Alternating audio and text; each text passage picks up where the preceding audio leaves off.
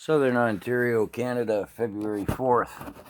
Um, Now, who am I talking about in the title, The Three-Lettered Monsters? Well, I'm talking about the WHO, the World Health Organization, sorry, it's cold in here, the World Economic Forum, WEF, and the IMF, the International Monetary Fund, and the CDC in the States, the Center for Disease Control. You know, Dr. Fauci, you all. Hey, not slagging you Americans. We have Dr. Tam, who's a man and recommended glory holes. Oof. Yeah, okay. Oh, she's a WHO, World Health Organization creature.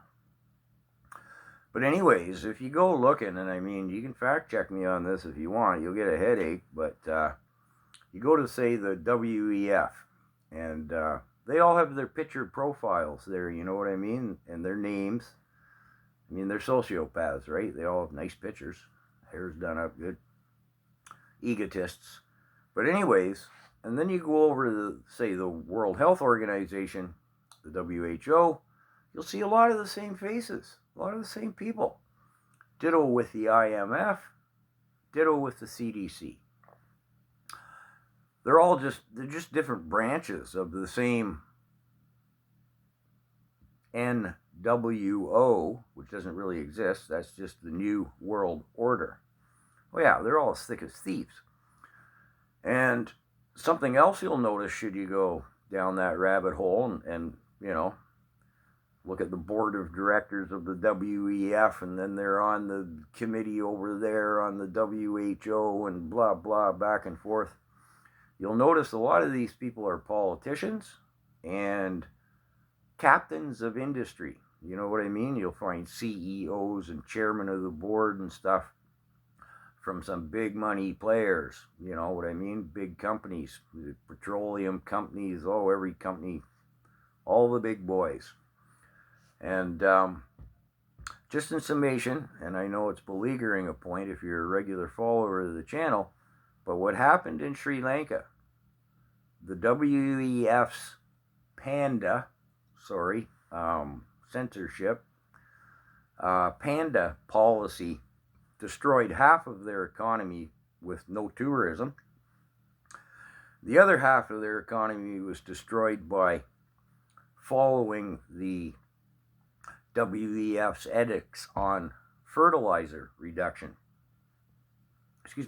And the end result was the country went broke. The leaders fled. You know, they made off like bandits. They're happily partying away somewhere.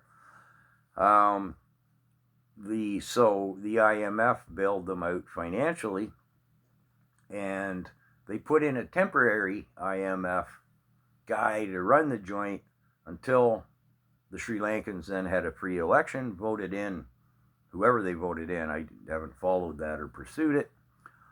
But as long as the Sri Lanka owes money to the IMF, they have to follow the edicts of the IMF.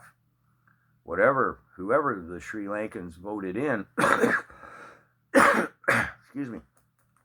they have to continue to follow the IMF/WEF's edicts until that debt is repaid.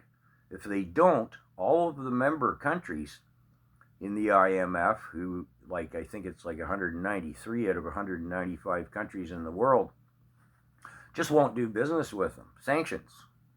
So, you know, when you think the elitists aren't ruling the world, oh yeah, that Sri Lanka was their test project.